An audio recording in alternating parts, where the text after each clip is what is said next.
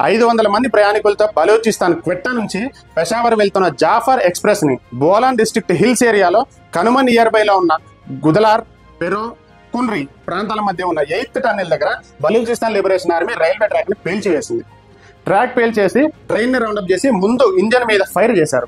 దాంతో train loco pilot injure అయి పడిపోయాడు. వెంటనే ట్రైన్ ని హైజాక్ చేశారు. ట్రైన్ లో ఉన్న వాళ్ళందరిలో మహిళల్ని, పిల్లల్ని, బలూచిస్తాన్ సిటిజన్స్ ని ఒకవైపు, పాకిస్తాన్ ఆర్మీ, పోలీసులు, యాంటీ టెర్రరిజం ఫోర్స్ ISI కి సంబంధించిన కొంతమందిని మరోవైపు డివైడ్ చేసి అందులో దాదాపు 20 నుంచి 30 మంది వరకు కాల్చి చంపేశారు. మిగిలిన 214 మందిని క్యాప్చర్ చేసి ఆ టన్నెల్లోకి తీసుకెళ్లారు. వీళ్ళంతా హాలిడేస్ కి ఇళ్లకు వెళ్తున్నారనే పక్కా సమాచారంతో బలూచిస్తాన్ లిబరేషన్ ఆర్మీ స్కెచ్ వేసి హైజాక్ చేసింది.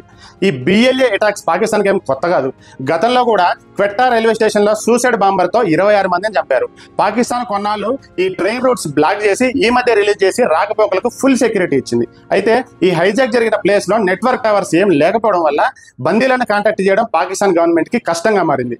కాకపోతే Pakistan air force helicopters, drones తో అటాక్ చేసి 80 మందిని రక్షించామని చెప్పి ప్రస్తుత పాకిస్తాన్ ప్రధానమంత్రి షహబాజ్ షరీఫ్ అంటున్నారు. బలూచిస్తాన్ లిబరేషన్ ఆర్మీ మాత్రం మీరు ఇలాంటి స్టంట్స్ చేస్తే అందరినీ దారుణంగా కాల్చి చంపేస్తామంటున్నారు. మరి తర్వాత ఏం జరుగుతుందో చూద్దాం.